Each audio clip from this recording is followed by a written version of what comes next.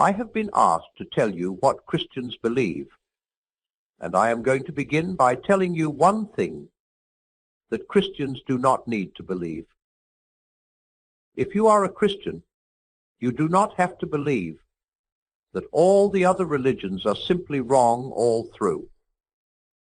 If you are an atheist, you do have to believe that the main point in all the religions of the whole world is simply one huge mistake. If you are a Christian, you are free to think that all these religions, even the queerest ones, contain at least some hint of the truth. When I was an atheist, I had to try to persuade myself that most of the human race have always been wrong about the question that mattered to them most.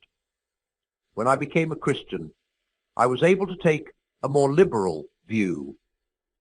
But, of course, being a Christian does mean thinking that where Christianity differs from other religions, Christianity is right and they are wrong. As in arithmetic, there is only one right answer to a sum, and all other answers are wrong. But some of the wrong answers are much nearer being right than others. The first big division of humanity is into the majority, who believe in some kind of God or gods, and the minority who do not. On this point, Christianity lines up with the majority, lines up with ancient Greeks and Romans, modern savages, Stoics, Platonists, Hindus, Mohammedans, etc., against the modern Western European materialist. Now I go on to the next big division. People who all believe in God can be divided according to the sort of God they believe in. There are two very different ideas on this subject. One of them is the idea that he is beyond good and evil. We humans call one thing good and another thing bad. But according to some people, that is merely our human point of view. These people would say that the wiser you become, the less you would want to call anything good or bad, and the more dearly you would see that everything is good in one way and bad in another, and that nothing could have been different. Consequently, these people think that long before you got anywhere near the divine point of view, the distinction would have disappeared altogether. We call a cancer bad, they would say, because it kills a man. But you might just as well call a successful surgeon bad because he kills a cancer.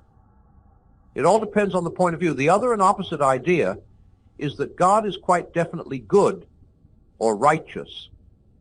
A God who takes sides, who loves love and hates hatred, who wants us to behave in one way and not in another. The first of these views, the one that thinks God beyond good and evil, is called pantheism. It was held by the great Prussian philosopher Hegel, and, as far as I can understand them, by the Hindus. The other view is held by Jews, Mohammedans, and Christians. And with this big difference between pantheism and the Christian idea of God, there usually goes another.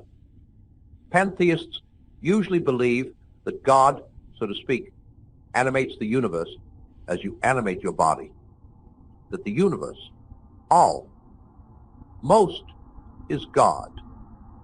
So that if it did not exist, he would not exist either. And anything you find in the universe is a part of God. The Christian idea is quite different. They think God invented and made the universe, like a man making a picture or composing a tune. A painter is not a picture, and he does not die if his picture is destroyed. You may say, he's put a lot of himself into it, but you only mean that all its beauty and interest has come out of his head. His skill is not in the picture in the same way that it is in his head, or even in his hands. Expect you see how this difference between pantheists and Christians hangs together with the other one. If you do not take the distinction between good and bad very seriously, then it is easy to say that anything you find in this world is a part of God. But of course, if you think something's really bad and God really good, then you cannot talk like that.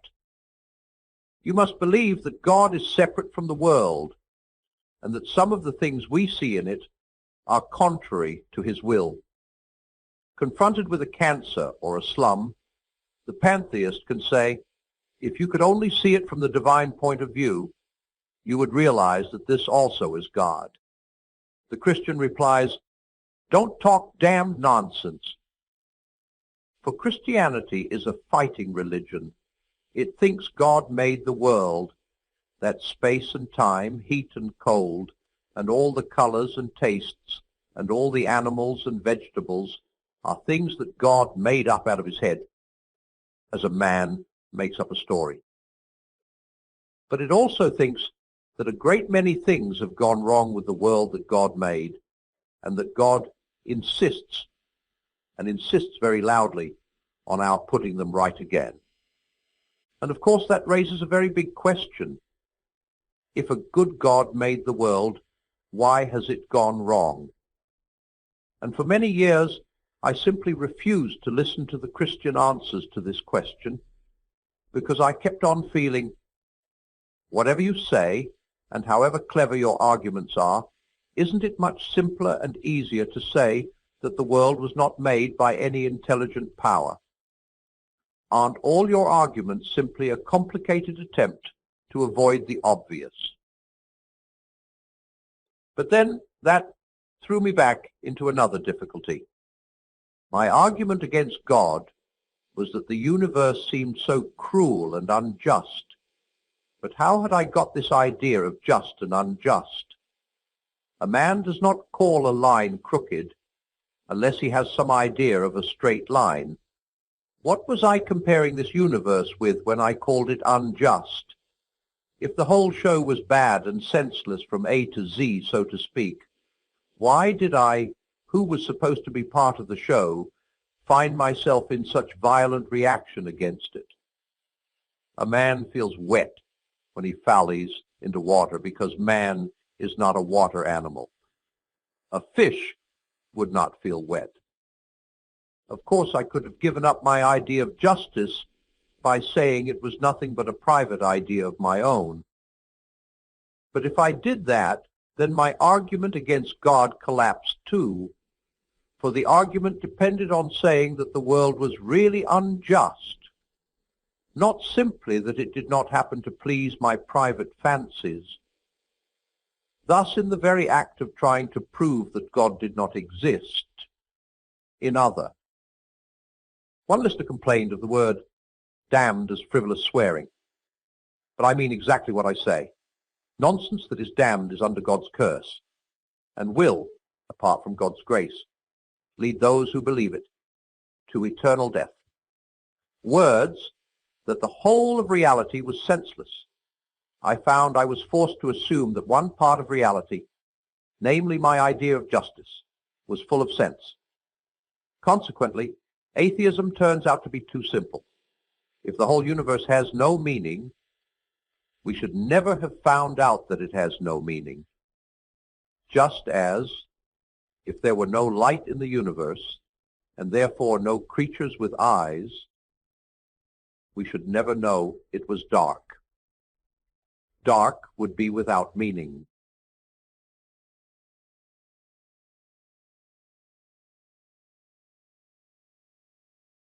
Very well, then. Atheism is too simple, and I will tell you another view that is also too simple. It is the view I call Christianity and water, the V view, which simply says there is a good God in heaven and everything is all right, leaving out all the difficult and terrible doctrines about sin and hell and the devil and the redemption. Both these are boys' philosophies. It is no good asking for a simple religion. After all, real things are not simple. They look simple, but they are not. The table I am sitting at looks simple, but ask a scientist to tell you what it is really made of. All about the atoms and how the light waves rebound from them and hit my eye, and what they do to the optic nerve, and what it does to my brain. And of course, you find that what we call seeing a table lands you in mysteries and complications which you can hardly get to the end of. A child saying a child's prayer looks simple, and if you are content to stop there, well and good.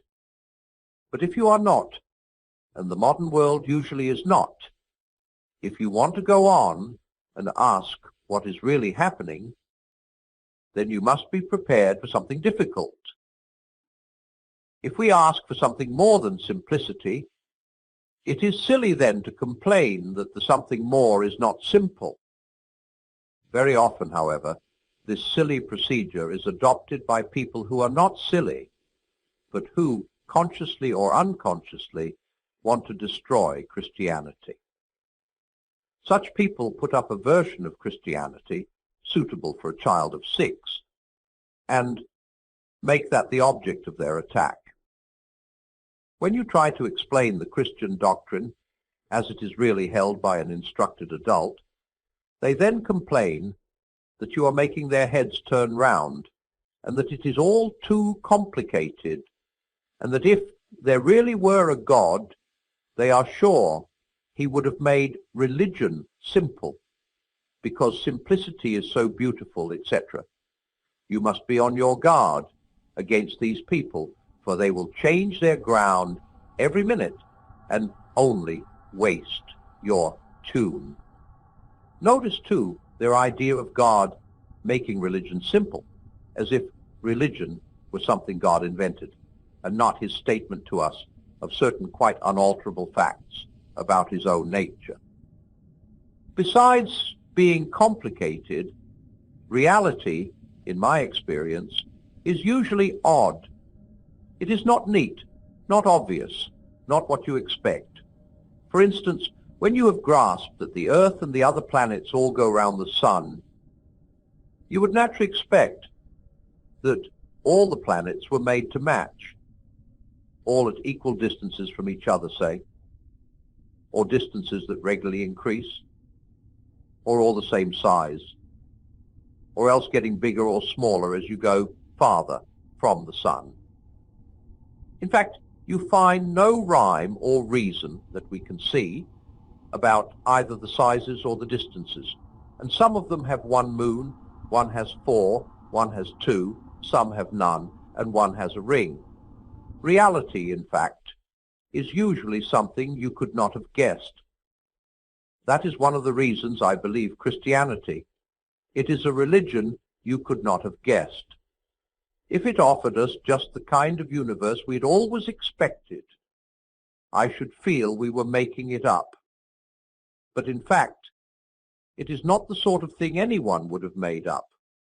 It has just that queer twist about it that real things have. So let us leave behind all these boys' philosophies, these over simple answers. The problem is not simple, and the answer is not going to be simpler either. What is the problem? A universe that contains much, that is obviously bad and apparently meaningless, but containing creatures like ourselves who know that it is bad and meaningless. There are only two views that face all the facts. One is the Christian view that this is a good world that has gone wrong, but still retains the memory of what it ought to have been. The other is the view called dualism. Dualism means the belief that there are two equal and independent powers at the back of everything, one of them good and the other bad, and that this universe is the battlefield in which they fight out an endless war. I personally think that next to Christianity, dualism is the manliest and most sensible creed on the market. But it has a catch in it. The two powers, or spirits, or gods, the good one and the bad one, are supposed to be quite independent. They both existed from all eternity. Neither of them made the other.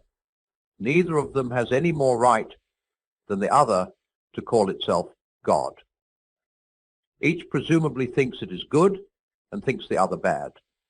One of them likes hatred and cruelty, the other likes love and mercy, and each backs its own view. Now, what do we mean when we call one of them the good power and the other the bad power?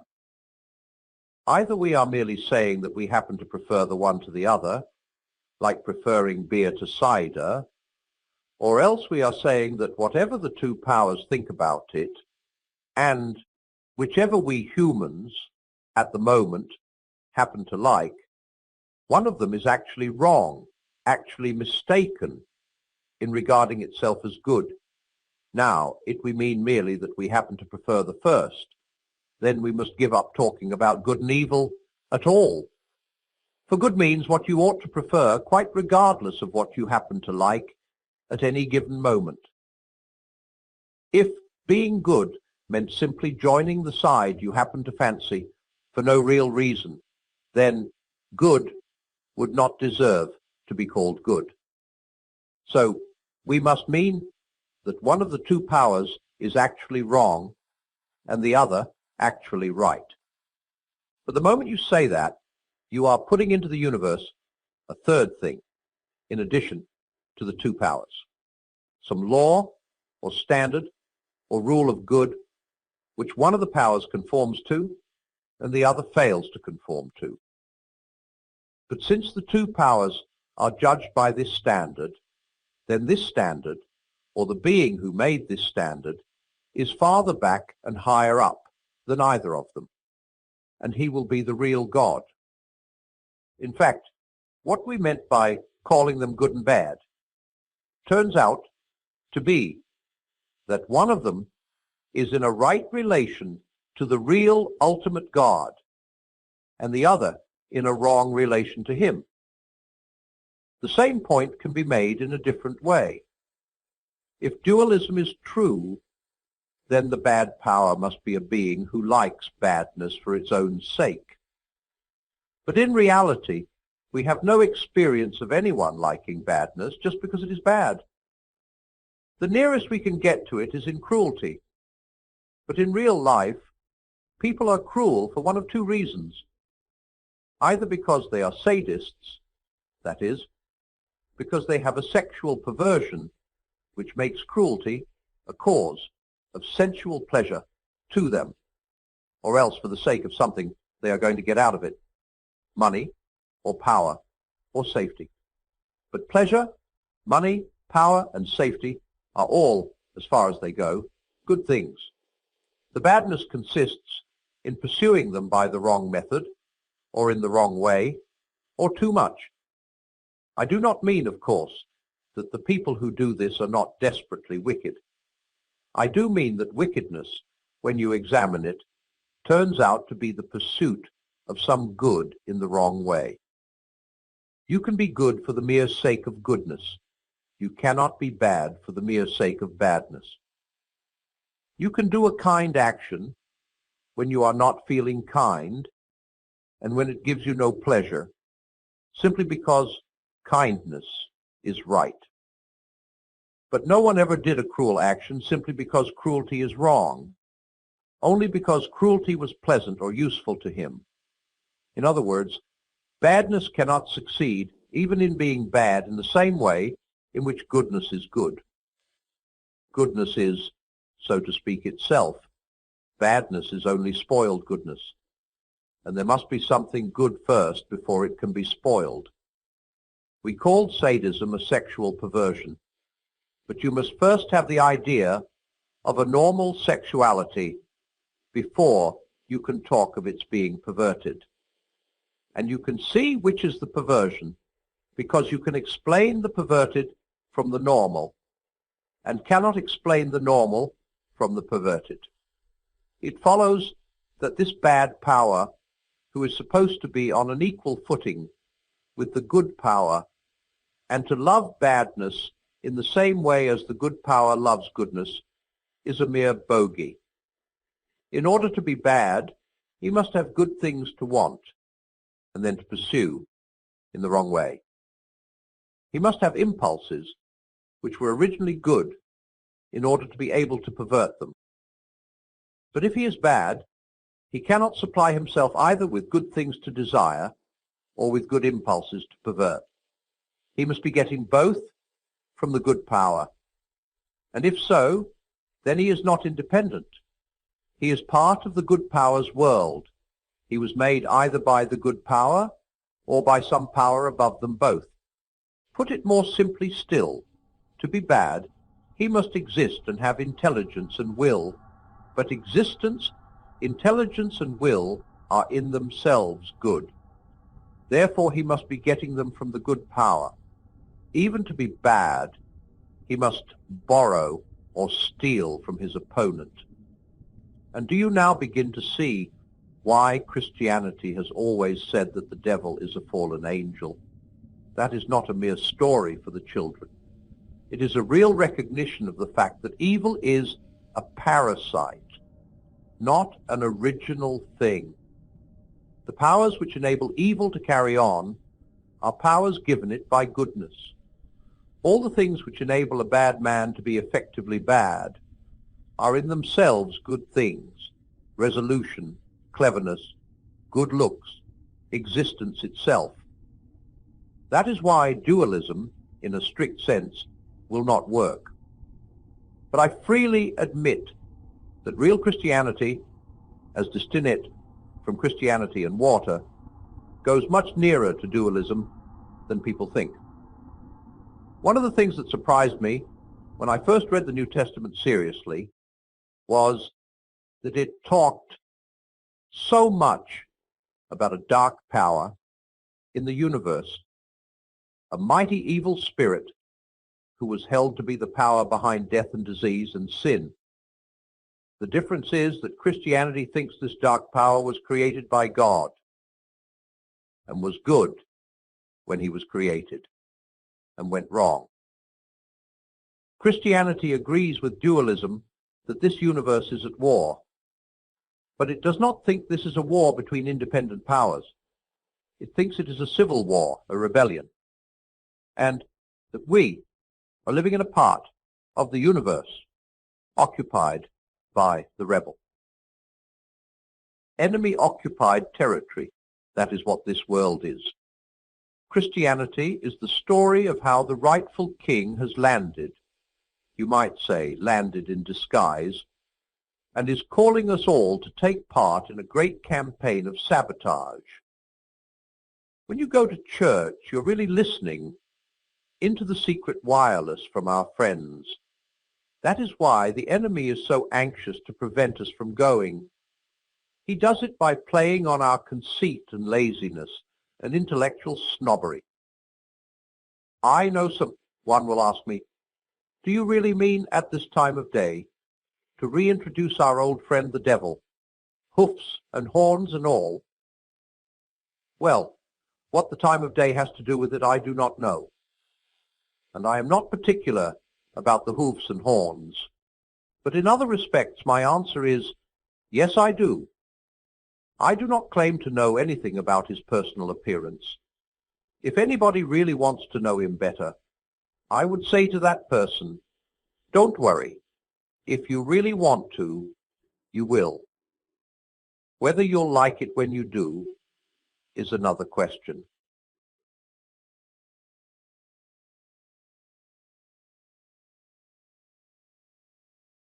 Christians then believe that an evil power has made himself for the present the prince of this world.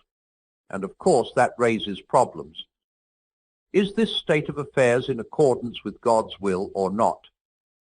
If it is, he is a strange God, you will say. And if it is not, how can anything happen contrary to the will of a being with absolute power?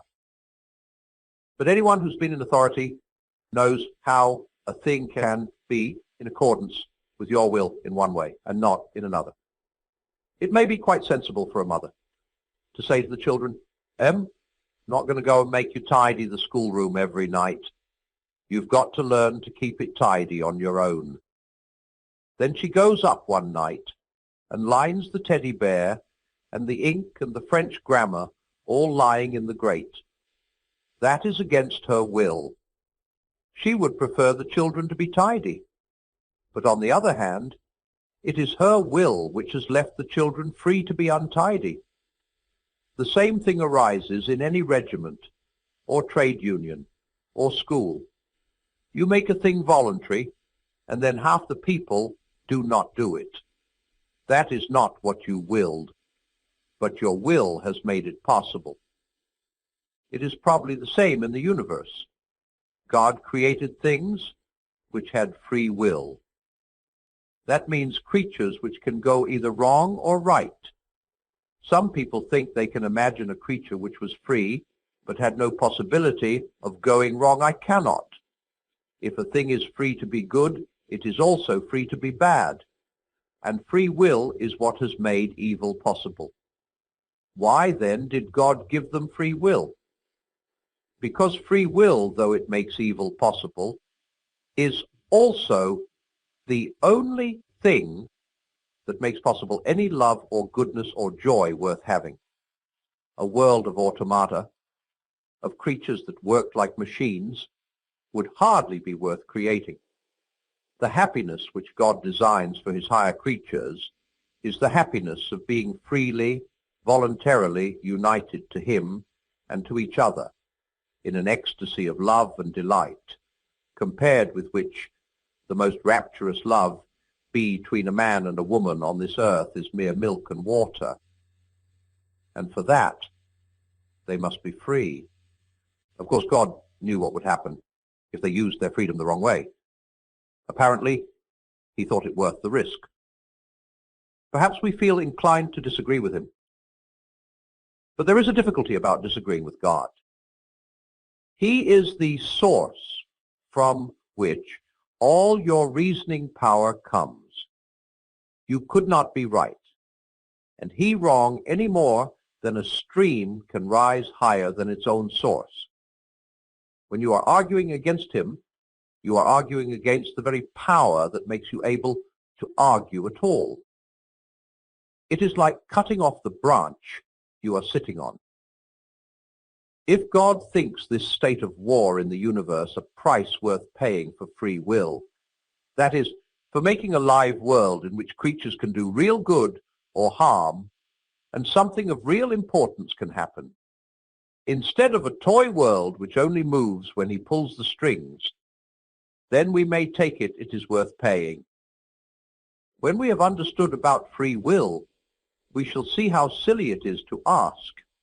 As somebody once asked me, why did God make a creature of such rotten stuff that it went wrong? The better stuff a creature is made of, the cleverer and stronger and freer it is, then the better it will be if it goes right. But also the worse it will be if it goes wrong. A cow cannot be very good or very bad.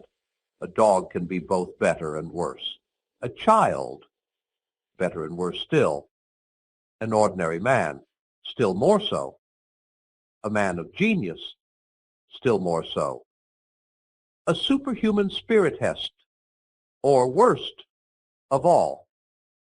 How did the dark power go wrong? Here, no doubt, we ask a question to which human beings cannot give an answer with any certainty. A reasonable and traditional guess, based on our own experiences of going wrong, can, however, be offered. The moment you have a self at all, there is a possibility of putting yourself first, wanting to be the center, wanting to be God, in fact. That was the sin of Satan, and that was the sin he taught the human race. Some people think the fail of man had something to do with sex,